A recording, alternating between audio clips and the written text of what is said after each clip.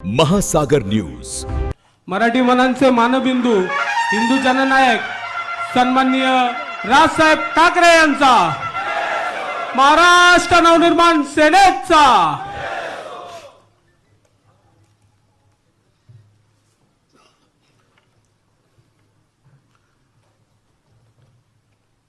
Maharashtra Navnirman railway कामगार सेनेच्या सर्व आलेल्या सर्व पदाधिकारी,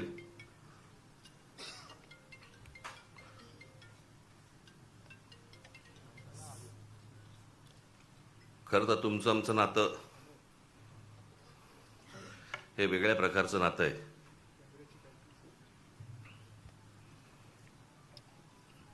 दोन 2008ला रेल्वे भरतीच्या प्रकरणावरनं आंदोलन झालं आणि त्या आंदोलनामधनं मग पक्ष पुढे वाढत गेला, मोठा होत गेला आणि पक्षाला निवडणुकीचं चिन्हही रेल्वे इंजिनच मिळालं. आज तुम्ही सगळेजण इथे आलेलात. मला काय तुमच्या आपल्या रेल्वेमधलं फक्त प्रवास करणं एवढंच माहिती आहे. बाकी टेक्निकल मला काही फारसं माहिती नाही. ते तुम्हालाच माहिती आणि ह्यांना माहिती. परंतु ते जे आंदोलन झालं होतं ते आंदोलन कधी विसरू नका. आपल्या रेल्वेमध्ये, आपल्या महाराष्ट्रातल्या रेल्वेमध्ये मराठी टक्का हा आपला वाढला पाहिजे, मोठा झाला पाहिजे आणि तोच असला पाहिजे, याच्यासाठीचं ते आंदोलन होतं. त्याच्यामुळे तुम्ही रेल्वेमध्ये काम करत असताना कुठेही असा बेसावध राहू नका.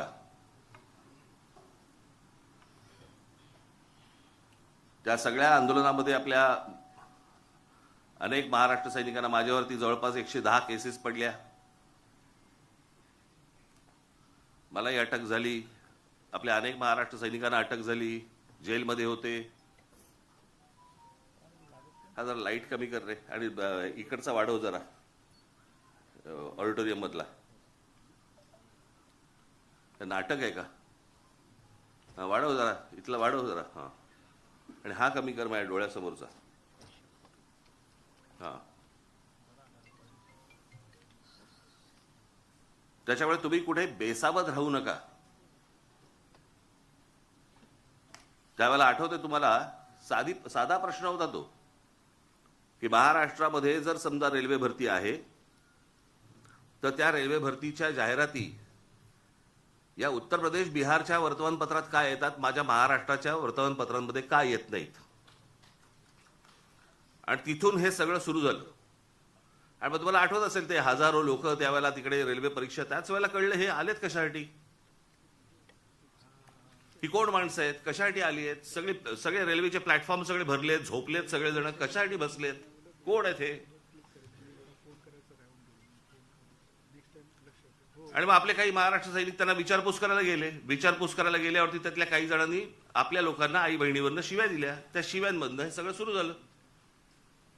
आणि तेव्हा कळलं की महाराष्ट्रामध्ये नोकऱ्या आहेत, महाराष्ट्रातल्या तरुणी ह्या वणवण फिरतायत नोकरीसाठी, आणि महाराष्ट्रातल्या नोकऱ्यांच्या जाहिराती या उत्तर प्रदेश, बिहारमध्ये येत आहेत आणि आपल्याला कल्पना नाही.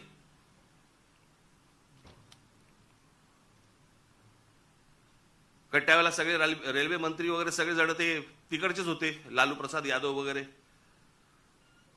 आणि मग ज्या वेळेला ममता बॅनर्जी ज्या वेळेला रेल्वे मंत्री झाल्या त्यावेळेला त्यांना आपला विषय नीट समजला.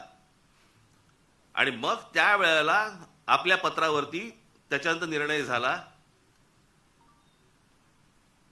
की प्रत्येक राज्यामधल्या आपल्या तुमच्या परीक्षा, रेल्वेच्या परीक्षा या स्थानिक भाषेमध्ये असतील. प्रश्न पत्रिका आणि त्याची उत्तरं पण तुम्हाला स्थानिक भाषेमध्ये, तुमच्या मातृभाषेमध्ये तुम्ही त्याची उत्तर देऊ शकता.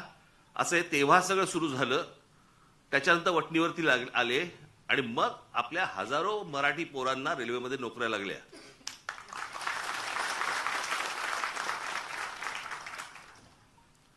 आज त्या सगळ्या गोष्टीला जवळपास 18 वर्ष झाली. पण हे कशासाठी झालं, का झालं, हे तुम्ही विसरता कामा नये.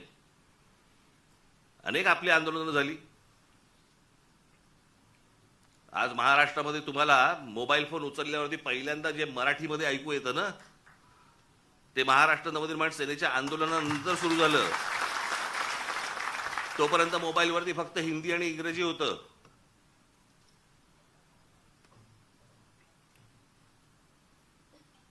भाषा कुठची वाईट नसते, पण हे आमच्यावरतीच लादायचे सगळे प्रयत्न सुरू होतात महाराष्ट्रावरती. कारण आमची लोक चिडत नाहीत, रागवत नाहीत, बोलत नाहीत, रस्त्यावर उतरत नाहीत, राग व्यक्त करत नाहीत. केला असतं तो मोबाईलवरती करतात.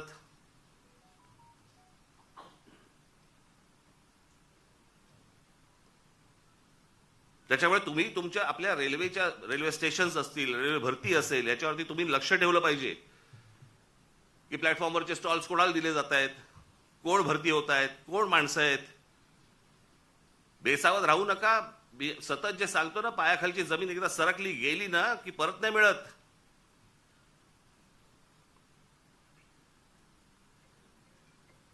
आमच्या सरकारलाच हिंदीचं वावडं आपलं त्याच्याबद्दल आस्था. कालचं त्या ह्यांचं मुख्यमंत्र्यांचं फडणवीसांचं भाषण विधानसभेमधलं,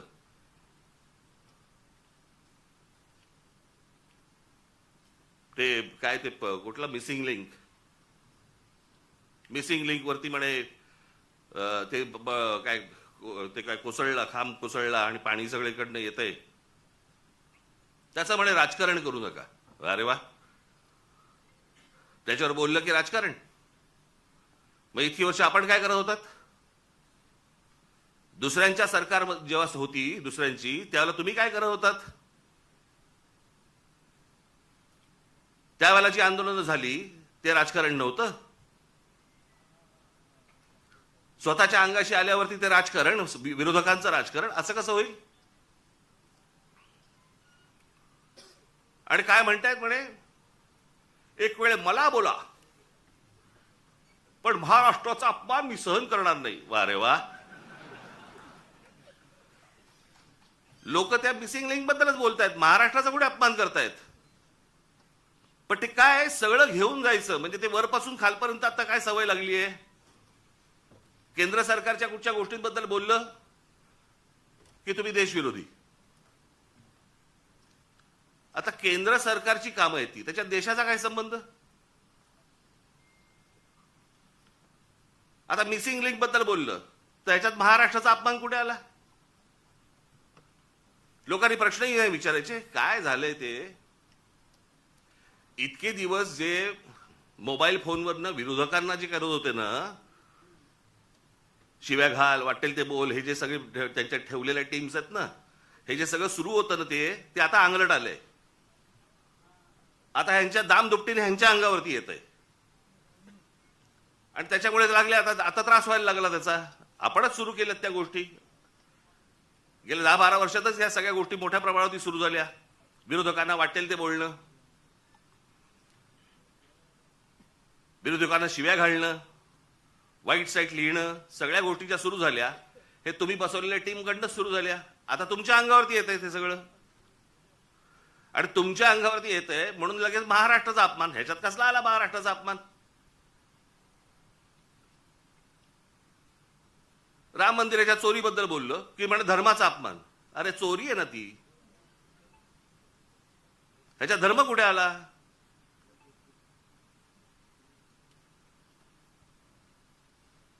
बरं, त्या मंदिराबद्दल आम्हालाही आस्था आहे, प्रत्येक हिंदूला आस्था असेल. तिथे ज्या वेळेला 1400 कोटी रुपये ज्यावेळेला चोरले जातात, काहीही म्हणजे किती पडदा किती असावा यांच्या समोर. म्हणे वक्फ बोर्डामध्ये ज्या वेळेला म्हणे तिकडे चोऱ्या झाल्या त्याच्याबद्दल तुम्ही नाही बोलणार. आम्हाला काय देणं घेणं?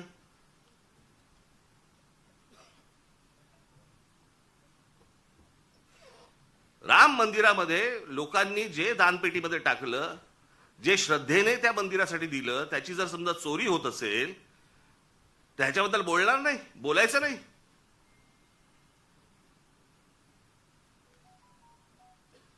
काल ते कोणतरी होसबळे का कोणतरी आहेत ते म्हणे धर्मविरोधी जे लोक आहेत ते म्हणे पसरवत आहे. आम्ही धर्मविरोधी?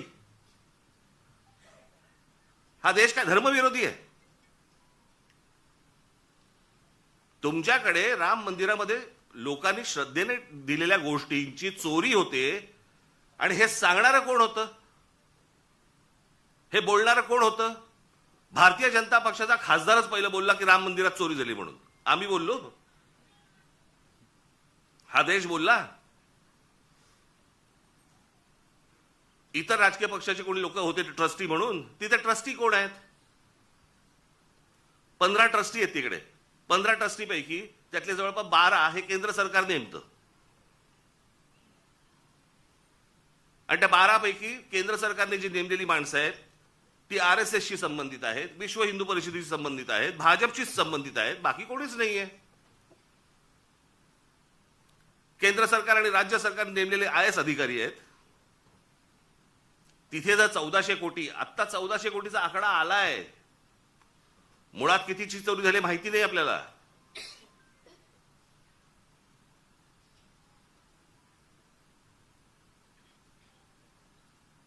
चोरी झाल्यावरती समजा असं पकडा आत्ता दुसऱ्यांचं कोणातरी सरकार असतं आणि राम मंदिरामध्ये चोरी झाली असती, भारतीय जनता पक्षाने काय केलं असतं?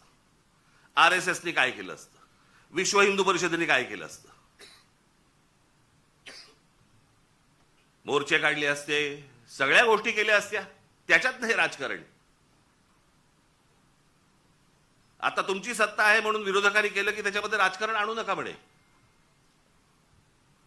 आता त्या मिसिंग लिंकचं झालं, यांचा एक मंत्री म्हणतो ते नैसर्गिक आहे, ती गोष्ट नैसर्गिक आहे, त्याच्यामध्ये राजकारण आणू नका. हे लक्षात ठेवा. हे तुम्ही काय अमरपट्टा घेऊन आलेला नाही आहात. उद्या तुम्ही विरोधी पक्षात जाल आणि ज्यावेळेला अशा काही घटना घडतील तेव्हा तुम्ही राजकारण करू नका. तेव्हाही सांगा लोकांना की नाही नाही नैसर्गिक आहे. एक झाड पडून काय मुलगा जातो, काय माणूस जातो, एक मुलगा शाळेमधला मुलगा गटारात काय पडतोय, काय नाही म्हणे नैसर्गिक आहे. नैसर्गिक? तुमचं सरकार आहे म्हणून सगळं नैसर्गिक, त्याच्यावर राजकारण करू नका, त्याच्यावर कोणी बोलायचं नाही. दुसऱ्या पक्षांची सरकार असली की हे यांचं राजकारण सुरू करणार. हा कुठचा प्रकार? त्या मिसिंग लिंकचं बाबा तिथे नशीब माणसं नाही मेली.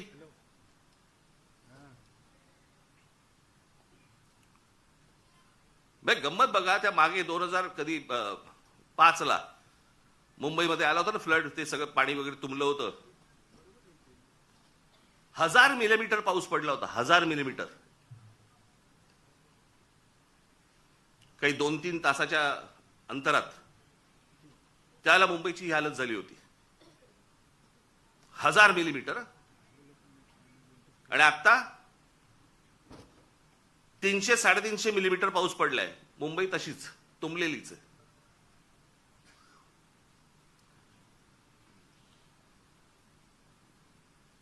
तेव्हा वारे बाप वाटेल ते बोलायचे, वाटेल ते सगळी आंदोलनं करायची, पैसे खाल्ले, हे केलं ते केलं, तेव्हा राजकारण नाही. आता मुंबई तुंबली नाही, नैसर्गिक आहे. ती कोणती बाई ती गाणी म्हणायची, काय ते गाणं होतं ते, तुला मुंबईवर भरोसा नाही काय, कुठे गेली ती आता? तिचा आला व्हिडिओ.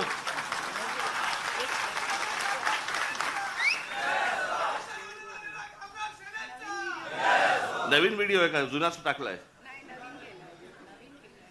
नवीन केला असेल तर चांगलं आहे, कोणाला पाहिलेली नाही ती. पण जेव्हा तेव्हा गात होती तेव्हा सुख घेतलं. आता दुसरे जेव्हा बोलायला लागले त्यावेळेला त्रास व्हायला लागला. आता मला दुसरं कळलं नाही, मला मुख्यमंत्र्यांचं विधानसभेतलं भाषण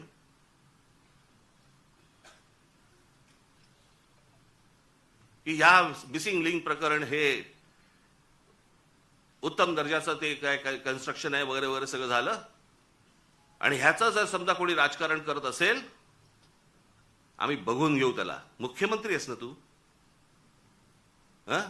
बघून घेऊ. बरं, झालं ते झालं. पुढे वाक्य संपल्या हिंदीतून सुरू झाले. मिसिंग लिंक के बारे में अगर कोई राजनीति करे. कोणासाठी हिंदी बोललात? समोरचे आमदार मराठी. महाराष्ट्राची विधानसभा, महाराष्ट्राच्या विधानसभेमध्ये आमचा मुख्यमंत्री, महाराष्ट्राचा मुख्यमंत्री हिंदीत बोलतो. कशासाठी? कोणाला सांगायचं होतं? कदाचित आपल्याच पक्षातल्या वरच्या लोकांना सांगायचं असेल, बघून घेईन.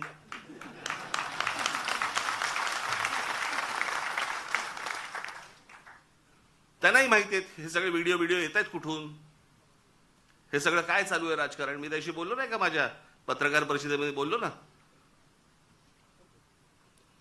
जी काय घमासान सुरू आहे ना आता तिकडे पक्षामध्ये, फक्त बघत राहा, पाहत राहा.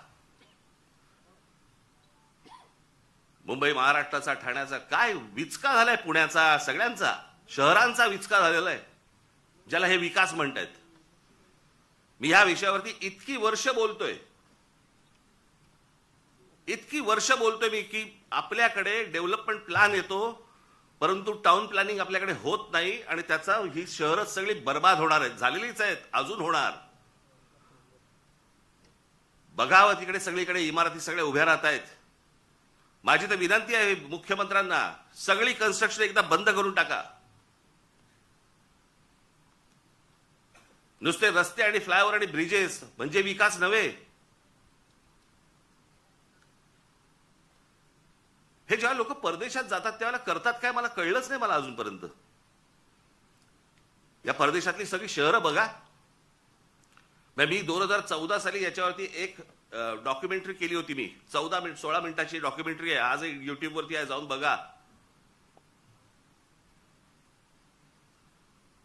शहराला आकार उकार कसा द्यायचा असतो. आता हा मिसिंग लिंक 1 मेला त्याचं उद्घाटन झालं, 1 मेला. आणि आता हा 6-7 तारखेला काहीतरी तो त्याचा काय पिलर पडला आणि पाणी वाहतंय आणि सगळं होतंय. जुलैमध्ये, मे, जून, जुलै अजून पूर्ण पण नाही झाला. 60-65 दिवसामध्ये तुमचा नवीन बांधलेला टनेल गळायला लागतो, पिलर पडतात. आणि काहीतरी त्यांनी सांगितलं, काहीतरी मी कुठे काय आणले करते ते तुला दिलं होतं मी लिहायला. कॅनडामधनं आम्ही त्याचा रिसर्च केलाय आणि मग त्यांनी त्यांचं डिझाईन केलंय. मग इंडोनेशियामधनं आम्ही पाईप हे आणलेत, मग जर्मनीमधनं हे केलंय, अजून काहीतरी केलंय. आणि मग भारतीय कॉन्ट्रॅक्टरने तो टनेल बनवलाय. त्यांनाच द्यायचं होतं ना. ते आमचे नितीन सरदेसाई फार छान बोलले त्याच्यावरती. आता आम्ही बोलत असताना ते म्हणाले, मला हे सगळं बघून राज कपूरचं गाणं ऐकू येतं म्हणे, आठवतं. मेरा जूता है जपानी, पतलून हे काय इंग्लिशतानी, सर पे लाल टोपी रूसी म्हणजे रशियन, फिर भी दिल है हिंदुस्तानी. कॉन्ट्रॅक्टर आमचा तो बर्बाद करणार, तुम्ही काळजी करू नका.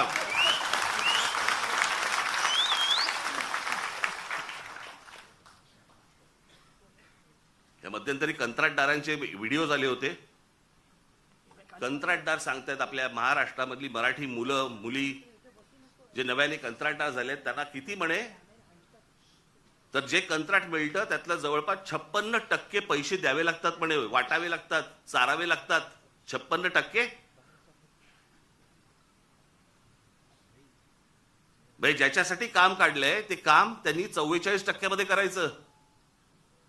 तुम्हाला असेच रस्ते मिळणार, असेच खड्डे मिळणार.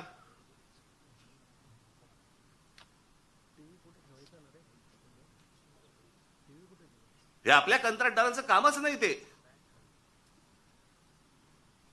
मी त्या मगाशी बोललो ना, मी त्या डॉक्युमेंटरीमध्ये मी म्हटलंय, त्याच्यात दिलंय.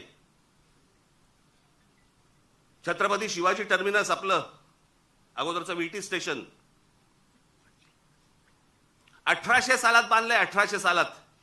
त्याला मुंबईची लोकसंख्या पण तेवढी नव्हती. 1800 सालात बांधलेलं रेल्वे स्टेशन आज लोकांना पुरतंय. इतकी लोकसंख्या वाढल्यानंतर पण ह्याला म्हणतात विजन. याला म्हणतात हे काय होऊ शकतं, हे किती लोकांना पुरू शकतं. आज किती रेल्वे तिकडनं जातात, किती माणसं तिकडे येतात, किती माणसं उतरतात, किती माणसं चढतात. हे 1800 सालात बांधलंय.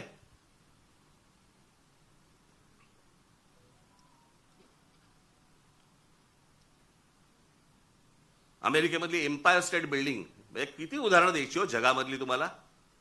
एम्पायर स्टेट बिल्डिंग जाऊन बघा, पाहिली नसेल तर तुमची ह्याच्यावरती जा, इंटरनेटवरती जा आणि बघा.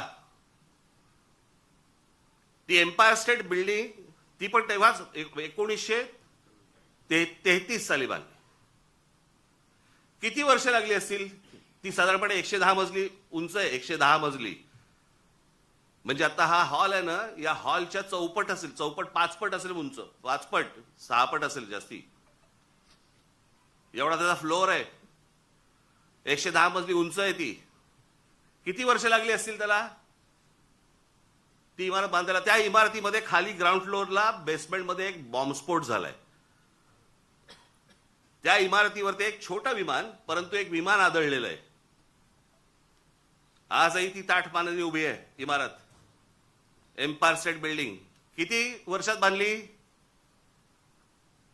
14 महिन्यात. 14 महिन्यात बांधलेली इमारत आहे ती. 14 महिन्यात 1800 साली बांधलेल्या इमारतीला आजही काही होत नाही. त्यांनी बांधलेले ब्रिजेस बघा, त्यांनी बांधलेले फ्लायओव्हर्स बघा. आज ब्रिटिशांच्या काळामध्ये जे फ्लायओव्हर्स बांधले गेले, जे ब्रिजेस बांधले गेले, आपल्याला इंग्लंडवरनं आजही पत्र येतात बरं का. म्हणजे काय प्रकारची सिस्टीम असेल विचार करा. पत्र काय येतात, आम्ही असा असा इथे हा ब्रिज बांधला होता. अशा अनेक ब्रिज बद्दल आलेत ना त्यांची पत्र महाराष्ट्र सरकारला, असा इतरही सरकारना आलेत. असा ब्रिज बांधला होता, त्याची 100 वर्षाची आमची गॅरंटी संपलेली आहे. आता तो तुम्ही बघा. 1947 साली ब्रिटिश गेले. 1947 साली. त्याच्या अगोदर 150 वर्ष त्यांनी राज्य केलं. त्यावेळेला बांधलेले ब्रिजेस आहेत. काय गरज आहे हो त्यांना सांगायची. पण हे फक्त भारतात नाही होत. त्यांनी जिथे जिथे राज्य केलं तिथे तिथे यांची पत्र जातात की आमची गॅरंटी संपली. आमची 100 वर्षाची गॅरंटी होती. 100 वर्ष. हा टिळक ब्रिज पासून सगळे इथला हे त्यांच्या काळात बांधले गेलेले आहेत. अजूनही आहे. मग आमच्याकडे काय होतं.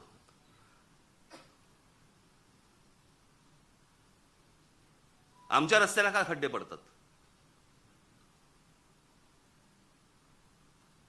बरं, ज्यांनी रस्ते बांधायचे आहेत ते आमचे नितीन गडकरी, ट्रान्सपोर्ट मिनिस्टर.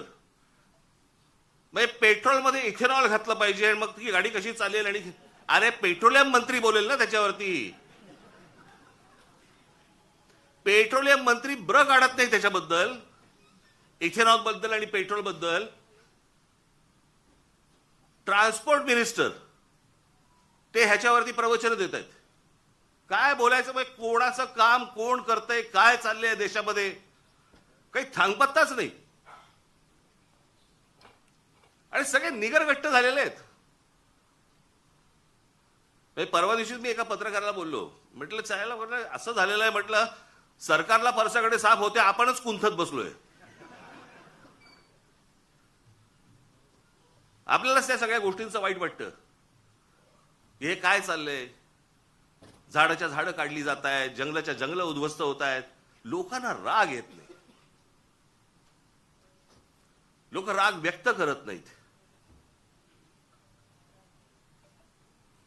व्यक्त करायचं साधन मिळालंय मोबाईल फोन, त्याच्यावरती काहीतरी टाकलं, माझा राग व्यक्त झाला. तो राग मतदानामध्ये पण दिसत नाही. नेमकं हवंय काय आपल्याला. आपण नेमकं पुढच्या पिढ्यांसाठी आपण काय घडवून ठेवणार आहोत, काय करून ठेवणार आहोत. मला कोणाची सत्ता आहे कोणाची सत्ता नाही, मला ह्याच्याशी कर्तव्य नाहीये. आज भारतीय जनता पक्षाचे सरकार आहे, चांगलं काम करावं. वाईट केलं बोलणार आम्ही. परंतु सगळेजण मस्तीत आहेत. त्यांच्या दिवशीचा एक आमदार, त्याला विचारलं काय चाललंय, म्हणे काल म्हणे झाड पडलं ना ते, त्याच्यात एक माणूस गेला, ते त्याच्यावरती चर्चा झाली. आज तो ते गटारातला तो मुलगा पडला, त्याच्यावरती चर्चा झाली आणि हसतायत. भावना शून्य. आणि भावना शून्य एवढ्यासाठीच कारण तुम्हाला किंमत नाही. आमच्याकडे काय चालू आहे, आमच्याकडे शहरं कशी वाढतायत, शहरं कशी मोठी होत आहेत, आमच्या पुढच्या पिढ्यांसाठी आम्ही काय करून ठेवतोय, कसली चिंता नाही, कसलं काही नाही, विचार नाही. खासदार फोडता येतोय का, आमदार फोडता येतोय का, नगरसेवक फोडता येतोय का, आमची सत्ता टिकतेय का, याच्यावरती फक्त आमच्याकडे महाराष्ट्रात चर्चा सुरू आहे.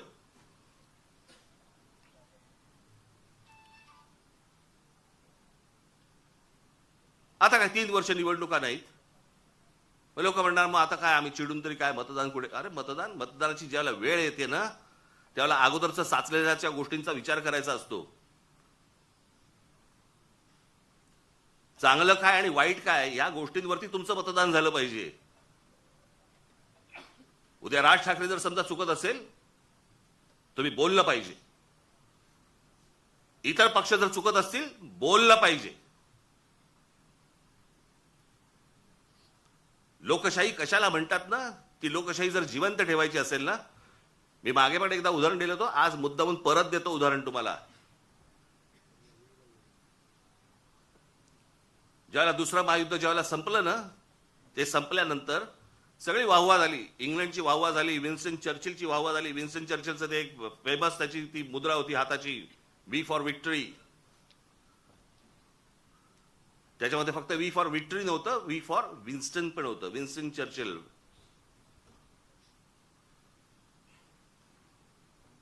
पण वी फॉर विक्टरी हा खास संदेश होता त्याच्यात. आणि जगामध्ये प्रचंड की विन्स्टन चर्चिलने या सगळ्या गोष्टी केल्या. आठ महिन्यांनी निवडणुका झाल्या आणि 8 महिन्यांनी निवडणुका झाल्यानंतर विन्स्टन चर्चिल आणि त्यांचा पक्ष हरला. इंग्लंडमध्ये विन्स्टन चर्चिल आणि त्यांचा पक्ष हरला. ज्याच्या नावावरती दुसरं महायुद्ध जिंकून दिल्याची गोष्ट होती, तो 8 महिन्यानंतर निवडणुकीमध्ये हरला. पत्रकारांनी ज्यावेळेला लोकांना प्रश्न विचारले की या माणसाने असं एवढं युद्ध जिंकून दिलं, एवढी तुम्ही वाहवा केली, एवढं त्याला डोक्यावरती घेतलं आणि निवडणुकीला तो हरला कसा काय, सरसकट लोकांनी दिलेलं उत्तर होतं, युद्ध काळामध्ये तो योग्य होता, शांततेच्या काळात नाही. हे समजायला अक्कल लागते. याला समजायला, याला लोकशाही म्हणतात. चांगल्या गोष्टींसाठी काय असू शकतं, वाईट गोष्टींसाठी काय असू शकतं, चांगल्या गोष्टीत कोण काम करू शकतं, हे समजणारा समाज लागतो. मी नेहमी सांगतो ना की नुसतं शिक्षण घेऊन उपयोगाचा नसतो, शिक्षित असून उपयोगाचा नाही, माणूस सुज्ञ असावा लागतो.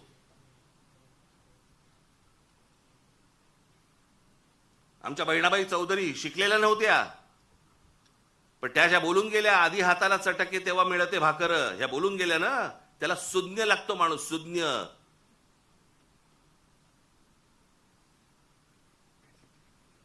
आणि ज्या देशामधला समाज सुज्ञ असतो त्या देशामध्येच प्रगती घडते. काय योग्य काय अयोग्य हे कळणं, नाही तर आम्ही आपल्या सकाळी उठायचं, कामावर जायचं, तेही जातात कामावर. जगामधला प्रत्येक माणूस कामावर जातो, पण विचार करतो. आपण जर या गोष्टींचा विचार नाही केला, कसं होणार मला जरा सांगा.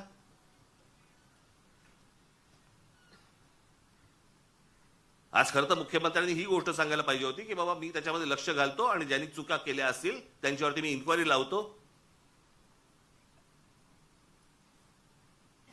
ते राहिलं बाजूला. याच्यामध्ये जो राजकारण करेल त्याला मी बघून घेईन. बघून काय घेईन? सुसंस्कृत महाराष्ट्राचा मुख्यमंत्री आहे, विधानसभेमध्ये बघून घेईनची कुठची भाषा आली?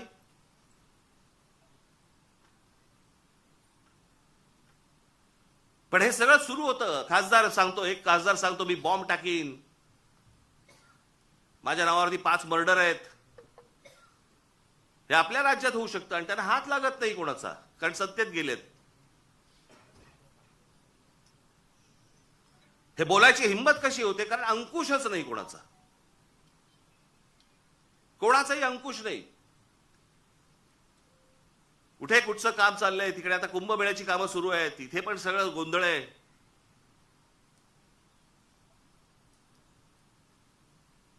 जे काय महाराष्ट्रामध्ये चालू आहे बाबांनो, तुम्ही लक्ष ठेवलं पाहिजे, तुम्ही बोललं पाहिजे. बाकीच्या ठिकाणचं तर सोडून द्या, परंतु रेल्वेमध्ये तुम्ही लक्ष दिलं पाहिजेत, लक्ष ठेवलं पाहिजेत. रोज रेल्वे जाते आणि येते, एवढंच लक्ष ठेवण्यासारखं नाहीये. तिथे कोण घुसतायत इथे लक्ष ठेवणं गरजेचं आहे.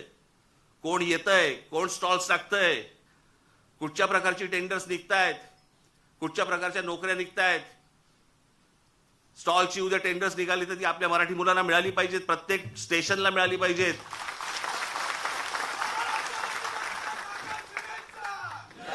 याच्यावर तुमचं बारीक लक्ष पाहिजे. ते जर बारीक लक्ष नसेल तर कसले काय चाटायचे वर्धापन दिन, काय करायचे वर्धापन दिन?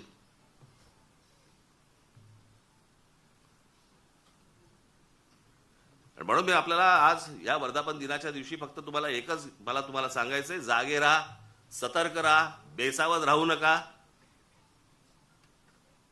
आपला मराठी ठसा महाराष्ट्राच्या रेल्वेमधनं पुसला जाणार नाही याच्यासाठी काम करा. धन्यवाद. जय हिंद, जय महाराष्ट्र.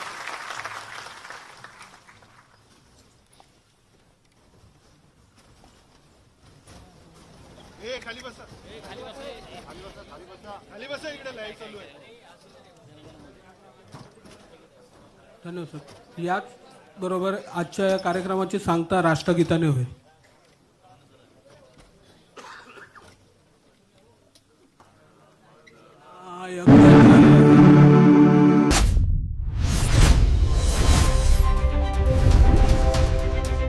महासागर न्यूज.